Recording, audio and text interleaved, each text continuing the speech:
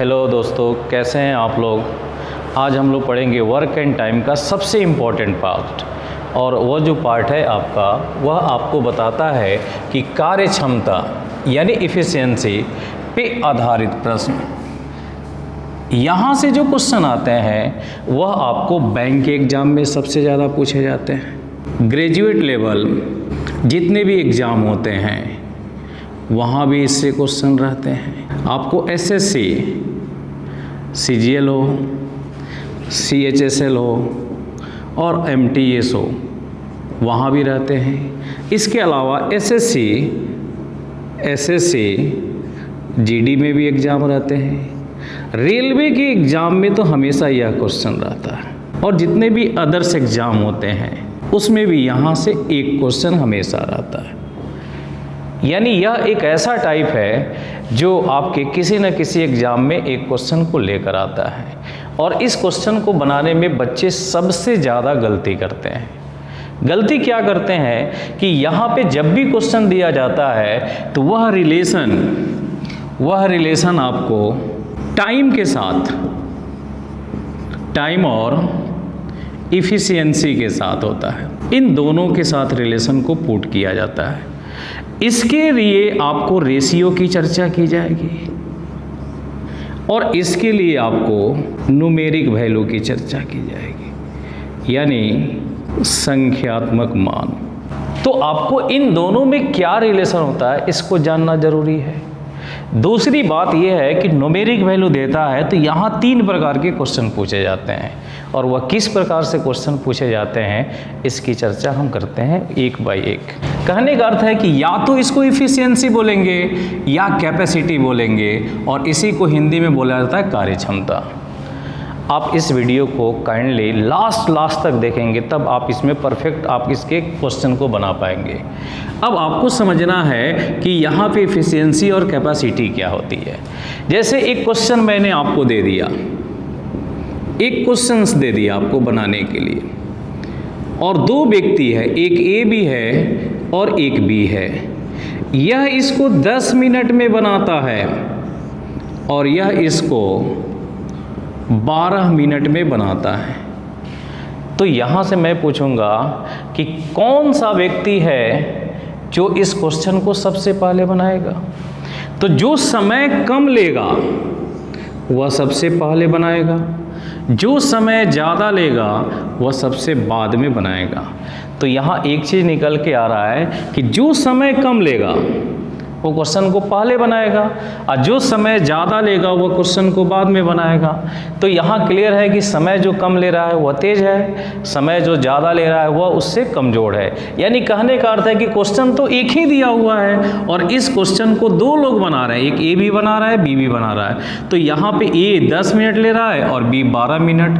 तो जो समय कम लेगा वह तेज़ होगा, और जो समय ज़्यादा लेगा वह उससे कमज़ोर होगा। यानी कहने का अर्थ हुआ कि यहाँ पे ए की जो कार्य क्षमता है वह बी से ज़्यादा है। तो फाइनली टच देंगे कि यहाँ पे कैपेसिटी और टाइम में हमेशा रेसिप्रोकल रिलेशन होता है। रेसिप्रोकल का अर्थ हुआ व्युत्क्रमानुपाती, दोनों में उल्टा संबंध होता है। तो कभी कभी कहा गया है कि यहाँ ए है और यहाँ बी है। अगर आपको यहाँ टाइम दिया है, टाइम का अर्थ हुआ कि ए का टाइमिंग जो है 10 मिनट है और बी का 12 मिनट है, और रेशियो कहता है सबसे छोटा रूप। यह दोनों 2 से कट जाएगा, यह 5 हो जाएगा और यह 6 हो गया। तो यह आपका टाइमिंग हुआ। तो जब केवल और केवल 2 लोगों की चर्चा करेगा और वहाँ से आपको कैपेसिटी निकालना होगा, तो हम टाइम को उल्टा कर देंगे तो कैपेसिटी हो जाएगा। तो जब केवल 2 लोगों की चर्चा करेगा तो ए वाला वैल्यू यहाँ लिख देंगे, ए वाला वैल्यू यहाँ लिख देंगे, तो मेरा आंसर आ जाएगा, यानी 6:5 हो जाएगा, और यही आपका इफ़िशियंसी है। तो इस पे आधारित क्वेश्चन को हम लोग देखेंगे। अब यहाँ 2 से अधिक व्यक्ति भी आएंगे। जैसे ए किसी कार्य को 10 दिन में कर रहा है, बी उस कार्य को 15 दिन में कर रहा है, और सी उस कार्य को 20 दिन में कर रहा है। तो आपसे कहेगा कि इनकी कार्य क्षमताओं का अनुपात निकालें, ए, बी और सी निकालना है। तो यहाँ पे तो टाइमिंग की चर्चा की गई है, यहाँ भी टाइमिंग की चर्चा की गई और यहाँ भी टाइमिंग की चर्चा की गई है। तो यहाँ पे टाइमिंग जो है ए का वो कितना है 10, बी का 15 और सी का 20 है। तो देखेंगे कि क्या यह तीनों संख्याएं किसी एक संख्या से कट सकती है, तो आपका आंसर होगा हाँ 5 से, क्योंकि 5 से काटने के लिए उसका यूनिट प्लेस या तो 0 होना चाहिए या 5 होना चाहिए। तो 5 से कट जाएगा तो 2 हो जाएगा, 3 हो जाएगा और यहाँ पे 4 हो जाएगा। तो इसके यहाँ पे टाइम की चर्चा की गई है। तो पूछा जाएगा इनके समयों का अनुपात क्या होगा, तो 2:3:4 होगा। अब मुझे कैपेसिटी निकालना है, तो आपको मैंने बताया था कि टाइम और कैपेसिटी में हमेशा उल्टा संबंध होता है ना। कैपेसिटी और टाइम में हमेशा उल्टा संबंध होता है। तो जब भी कोई 2 से अधिक व्यक्तियों की चर्चा की जाए और टाइम दिया जाए तो कैपेसिटी निकालना होगा, या कैपेसिटी दिया जाए तो टाइम निकालना होगा। तो आपको कुछ नहीं करना, इन तीनों का एलसीएम निकाल लेना है।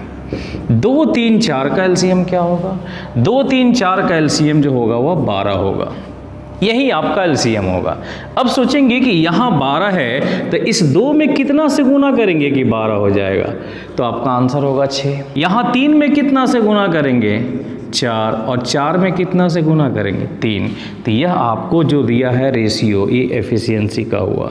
तो जब भी टाइम दिया जाए या 2 से अधिक लोगों की चर्चा की जाए तो वहाँ से आप एफिशिएंसी निकाल सकते हैं। अभी हम लोग जब कैपेसिटी के बारे में पढ़ रहे हैं तो वहाँ पे आप देखेंगे कि कैपेसिटी निकालने के लिए एक चीज़ बार बार आ रहा है, एलसीएम। एलसीएम निकालना आप बचपन से जानते हैं, लेकिन जल्दी से कैसे निकालेंगे इस पे हमारा ध्यान होना चाहिए। तो पहले हम 5 मिनट समय लेंगे और एलसीएम कैसे निकाला जाता है उसको सिखाएंगे।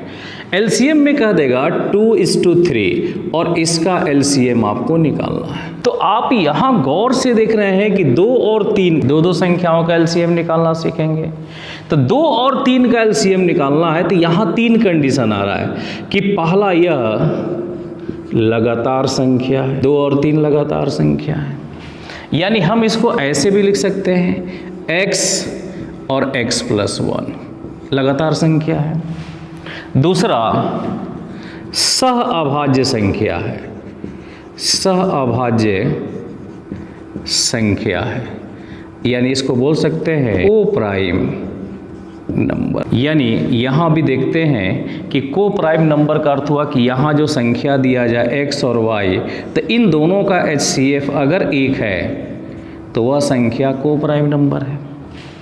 और तीसरा एक सम संख्या है, सम संख्या हो एंड विषम संख्या हो, यानी इवन नंबर और ऑड नंबर हो। तो आप इवन नंबर हो या ऑड हो, एक इवन हो एक ऑड हो, तो यह तीनों कंडीशन एक समान होता है। तो 2 और 3 में देखेंगे कि यह दोनों लगातार संख्या है, फिर यह दोनों का HCF निकालेंगे तो 1 होगा, और एक इवन है एक ऑड है। तो जब भी यह कंडीशन आए कि लगातार संख्या हो या सहअभाज्य संख्या हो या सम संख्या और विषम संख्या हो, तो वहाँ पे LCM जो होता है इन दोनों को गुना कर देंगे तो यह मेरा LCM कहलाएगा। यहाँ भी गुना कर देंगे तब भी यह LCM कहलाएगा। और यहाँ पे ऑड इंटू इवन कर दें या इवन इंटू ऑड कर दें तब भी मेरा LCM कहलाएगा। तो 2 और 3 का LCM निकालना है तो यहाँ 2 और 3 का गुना कर देंगे तो कितना हो जाएगा? 6। 3 और 4 का LCM आपसे पूछेगा, आपको जल्दी से निकालना है। तो 3 और 4 का LCM निकालेंगे तो लगातार संख्या है, या एक ऑड है एक इवन है। तो ऑड इवन का जब भी LCM निकालेंगे तो हमेशा क्या करेंगे, उसको गुना कर देंगे। 3 चौका 12 हो जाएगा। 7 और 8 है, यह भी लगातार संख्या है। और दुनिया की जितनी भी लगातार संख्या होती है सब आपको को प्राइम नंबर होती है, क्योंकि को प्राइम नंबर का डेफिनेशन होता है वैसी संख्याओं का जोड़ा जिसका HCF केवल और केवल 1 हो। तो 7 और 8 का LCM निकालेंगे तो यह कितना हो जाएगा? 56। तो अगर आपको 2 संख्याओं का LCM निकालना हो तो निकाल लेंगे। 7 और 9, 7 और 9 लिख दिए। तो यह जो कंडीशन है यह लगातार विषम संख्या। तो जब भी लगातार विषम संख्या का LCM निकालना हो तो आप इनको गुना कर देंगे। 7 गुना 9, यानी इसका एलसीएम कितना हो जाएगा? 63। 3 गुना 5, और मैं पूछूंगा कि इसका एलसीएम कितना हो जाएगा, तो इन दोनों को गुना कर देंगे तो आपका आंसर हो जाएगा 11 गुना 13। इसका एलसीएम कहेंगे तो आप निकाल देंगे और निकाल कर कमेंट बॉक्स में बताएंगे। अगर हम यहाँ लिख देंगे 2 और 5, तो आप देखिएगा गौर से, एक इवन है और एक आपका ऑड है, तो ऑड इवन का एलसीएम जो होगा उसके मल्टीपल के बराबर होगा, तो 2 पचे 10 हो जाएगा।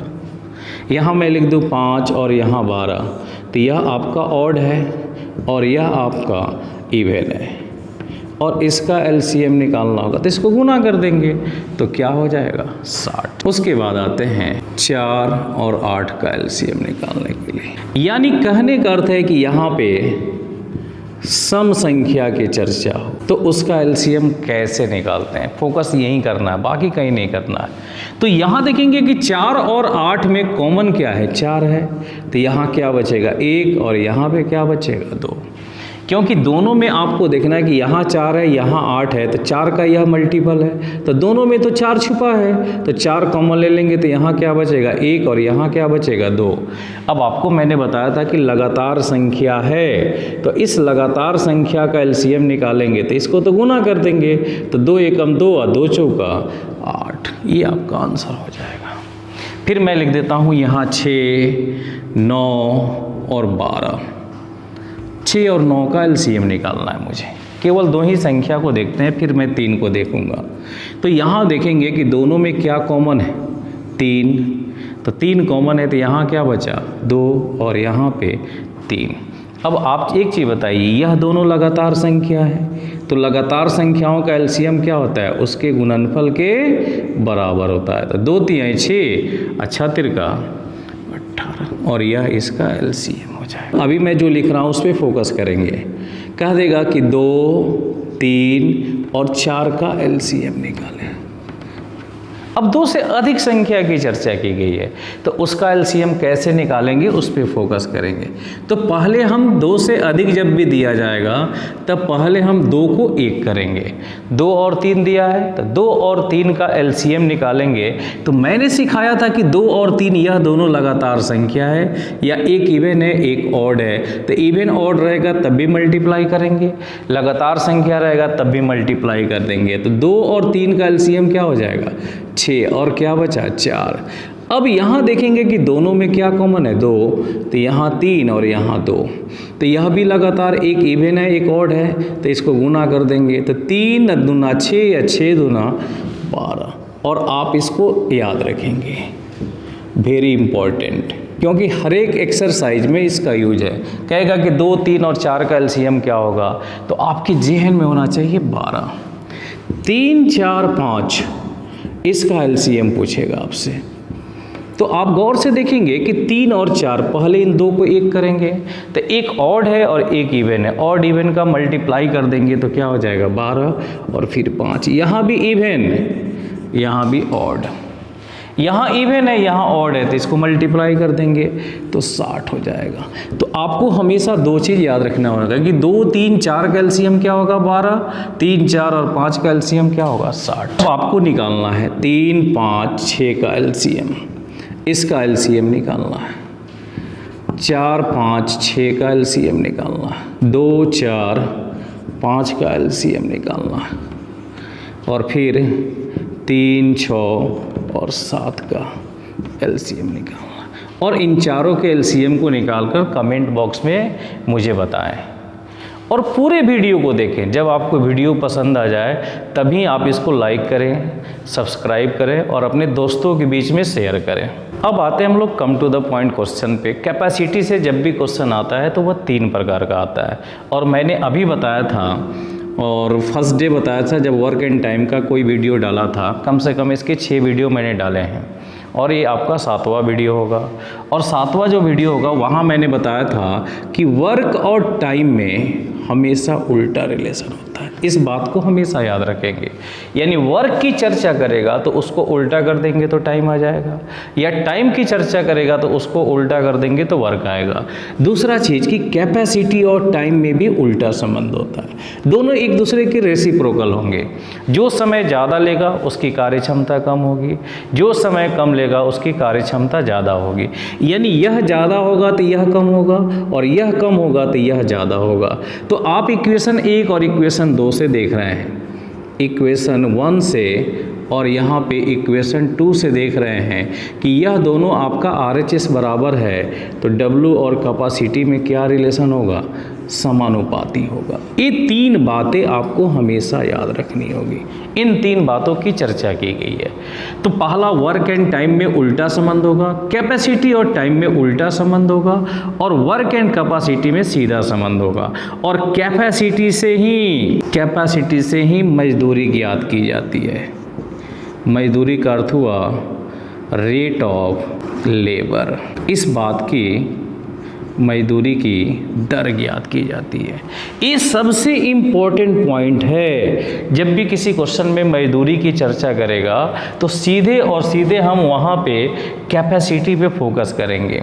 तो कैपेसिटी दिया होगा तो कैपेसिटी निकालेंगे, अगर कैपेसिटी नहीं दिया होगा और टाइम दिया होगा तो टाइम को उल्टा कर देंगे तो कैपेसिटी आ जाएगा। अब यहाँ कैपेसिटी से जो क्वेश्चन आता है वह 3 प्रकार का आता है, उसको देखते हैं। अब हम इस क्वेश्चन को देखेंगे और इस क्वेश्चन को पहले समझेंगे। यहाँ पे कहा गया है कि ए की कार्य क्षमता बी से दोगुनी है, यानी ए और बी के कार्य क्षमता यानी कैपेसिटी या इफिशियंसी में रिलेशन दिया गया कि ए की कार्य क्षमता बी से दोगुनी है। फिर यहाँ पे कहा गया यदि किसी कार्य को ए 12 दिनों में करता है, न्यूमेरिक वैल्यू किसका दिया है, ए का दिया है, और यहाँ 12 दिन का अर्थ हुआ कि टाइम की चर्चा की गई है। तो यहाँ से आप निकालेंगे कि दोनों मिलकर उस काम को कितने दिन में करेंगे। इसके बनाने के तरीके अलग हैं। यहाँ पे कहा गया ए की कार्य क्षमता 20 से दोगुनी है, तो यहाँ कुछ नहीं है, तो इसके नीचे हमेशा और हमेशा एक छुपा हुआ है, एक छुपा हुआ है। और कितने लोगों के बीच की चर्चा की गई है, 2। तो अब यहाँ देखेंगे कि इस फ्रैक्शन को यहाँ पे फ्रैक्शन में हम लोग चेंज करेंगे, तो नज़दीक वाले को नीचे लिखेंगे और दूर वाले को ऊपर लिखेंगे। तो यहाँ पे चर्चा ए की है और बी की है, और कैपेसिटी जो दी गई है 2:1 दिया गया है ना। तो आपको यहाँ कैपेसिटी दिया गया है कि 2:1 है, तो फिर आप यहाँ से टाइमिंग निकालेंगे, और टाइमिंग का अर्थ हुआ कि 1:2। मैंने बताया था कि जब 2 लोगों की चर्चा करेगा तो दोनों के अनुपात को चेंज कर देंगे तो मेरा टाइम निकल जाएगा। और अनुपात कहता है कि जब अनुपात की चर्चा हो और इन दोनों में से किसी एक की चर्चा हो, इंडिविजुअल चर्चा हो, और जिसकी चर्चा हो ठीक उसके नीचे लिखेंगे। तो आप देख रहे हैं कि ए उस काम को कितने दिन में कर रहा है, 12 दिन में कर रहा है, तो ए उस काम को 12 दिन में, तो ए की चर्चा है तो ए के ठीक नीचे लिखेंगे। अब यहाँ टाइमिंग है और यह भी टाइमिंग का दिया है न्यूमेरिक वैल्यू, तो इसका यह दुगुना है तो इसका भी यह दुगुना हो जाएगा, तो क्या हो जाएगा 24 दिन में। तो मैंने एक दिन बताया था कि ए किसी काम को 12 दिन में कर रहा है, अब बी उसको 24 दिन में कर रहा है, तो दोनों मिलकर करेंगे। तो मैंने बोला था कि जब यह इसका दुगुना होगा तो हम यहाँ 3 से भाग कर देंगे, तो मेरा आंसर जो आएगा वह 8 दिन आ जाएगा। अब देख रहे हैं कि यहाँ क्वेश्चन नंबर 2 दिया है, कैपेसिटी से रिलेटेड क्वेश्चन है, और इसको बिना बारीकी से समझे आप नहीं बना सकते हैं। अब यहाँ पे कहा गया कि मोहन की कार्य क्षमता सोहन से 3 गुनी है। 1/1 क्वेश्चन मैं जब आपसे कराऊंगा तो वहाँ पे छोटा करने के तरीके को बताऊंगा। अब यहाँ पे कार्य क्षमता का रेशियो दिया है 3, तो आपको यहाँ 3 गुनी है। तो मैंने अभी कुछ देर पहले बताया था कि कैपेसिटी और टाइम में हमेशा उल्टा होता है। तो यहाँ तो कैपेसिटी दिया है और कैपेसिटी का हम उल्टा लिख देंगे तो टाइम हो जाएगा। तो 3 का उल्टा क्या हो जाएगा, 1/3। आप क्वेश्चन पे ही बनाने की कोशिश करेंगे, अलग जाने की कोशिश नहीं करेंगे। तो नज़दीक वाले को नीचे लिखेंगे और दूर वाले को लिखेंगे ऊपर। अब यह जो रेशियो है यह आपका वह टाइम का है। डायरेक्ट क्वेश्चन को हम वहीं पे निकालेंगे। तो M फॉर मोहन और S फॉर सोहन, और टाइमिंग जो हो जाएगा 1:3 हो जाएगा। अब यहाँ आगे देखेंगे कि सोहन उस कार्य को अकेले 24 दिन में कर रहा है। कौन कर रहा है? सोहन कर रहा है। तो जिसकी चर्चा की जाए, अनुपात की चर्चा हो और इंडिविजुअल चर्चा हो, तो इंडिविजुअल का अर्थ हुआ कि जिसकी चर्चा हो उसके नीचे लिखेंगे।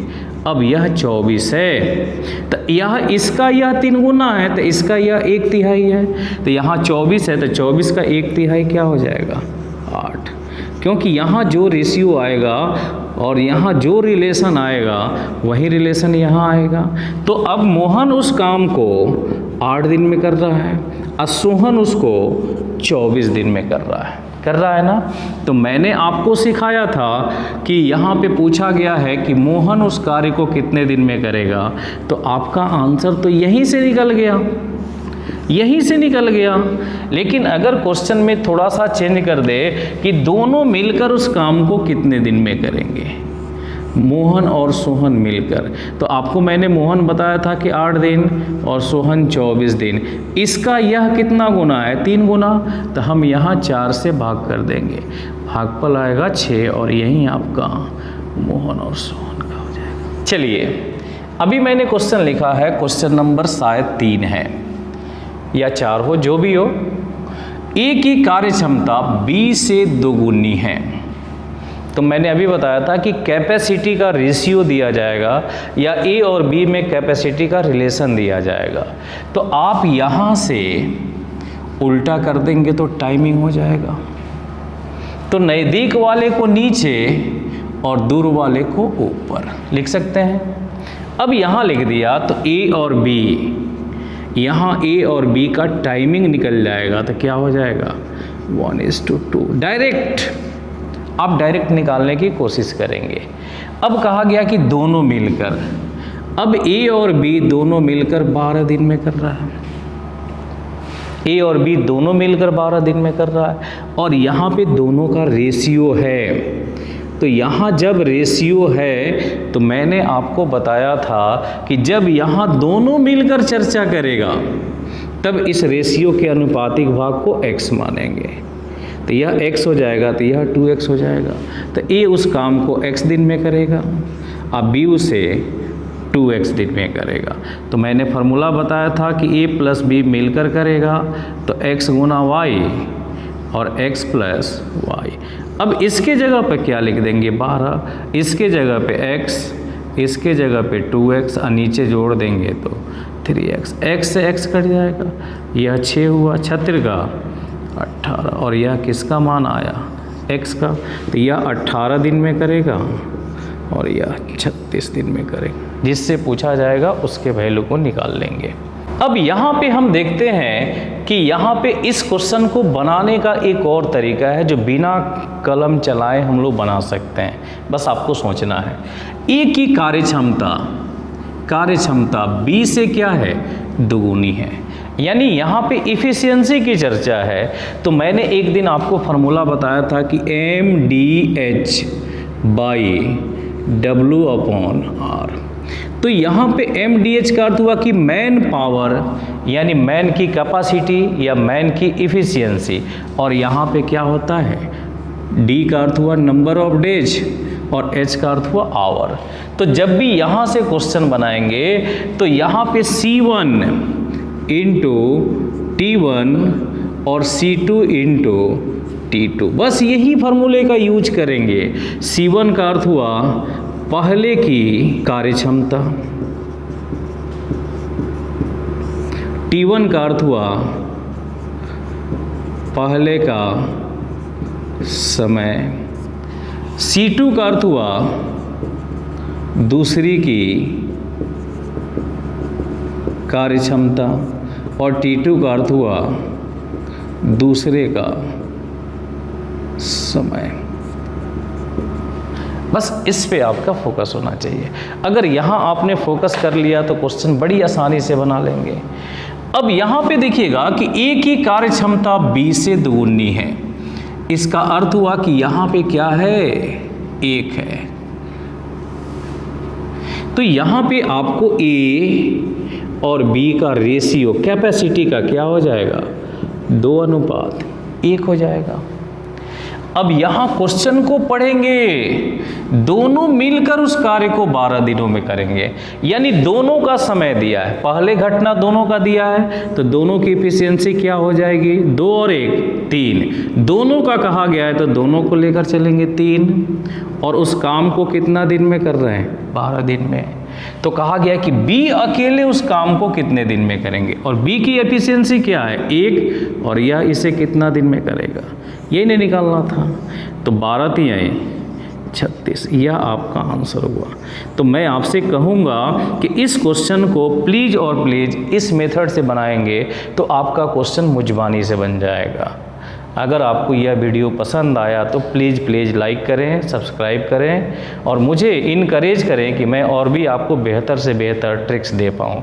तो जब भी इस टाइप के क्वेश्चन को आएंगे तो प्लीज़ इसको ऐसे ही बनाएंगे, फिर आगे देखते हैं। नहीं है तो यहाँ तो 1 है, तो b का वैल्यू क्या हुआ, 1, और a का वैल्यू क्या हुआ, 2, यानी a की इफिशियंसी 2 हो गई और b की इफिशियंसी 1 हो गई।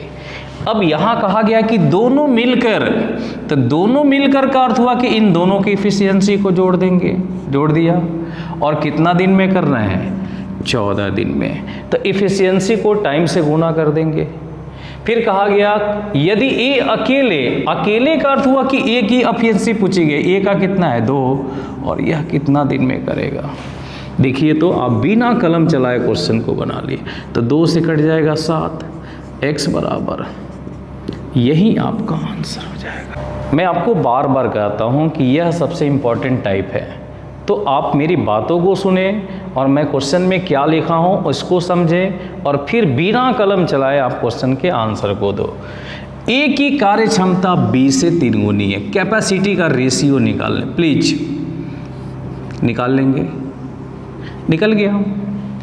अब यहाँ दोनों मिलकर कहेगा तो दोनों की कैपेसिटी को जोड़ देंगे, सिंगल कहेगा तो सिंगल को लेकर चलेंगे।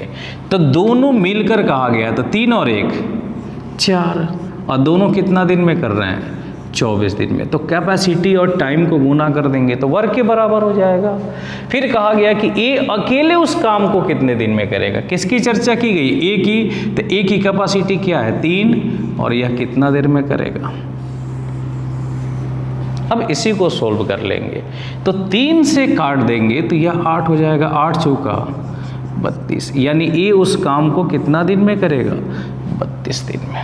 अभी हम देखते हैं कि बी की कार्य क्षमता ए से 60% अधिक है। तो मैं यहाँ एक टर्म को समझाना चाहूँगा कि जब भी परसेंटेज की चर्चा हो और अधिक कहेगा या वृद्धि कहेगा तो आप उसको हमेशा 100 में जोड़कर लिखेंगे डायरेक्ट। जैसे कहा देगा 10% अधिक, तो आप डायरेक्ट लिखेंगे 110%। 5% की वृद्धि, तो आप डायरेक्ट लिखेंगे 105%। इस बात का ख्याल रखेंगे। दूसरा कि परसेंटेज की चर्चा हो, कमी कह दे या कम कह दे, तो आप हमेशा 100 से माइनस कहेंगे। जैसे कह देगा कि 10% की कमी, तो आप डायरेक्ट लिखेंगे 90%। 8% कम, तो आप डायरेक्ट लिखेंगे 92%। कम का अर्थ हुआ 100 से घटा देना, कमी का अर्थ हुआ 100 से घटा देना, और वृद्धि का अर्थ हुआ 100 में जोड़ देना, और अधिक का अर्थ हुआ 100 में जोड़ देना। इसका हम लोग ख्याल रखेंगे। चलिए अब यहाँ देखते हैं कि B की कार्य क्षमता A से 60% अधिक है। तो 60% अधिक अर्थ हुआ, इस 60 को जोड़ेंगे 100 में, तो 160 बटा 100 हो जाएगा।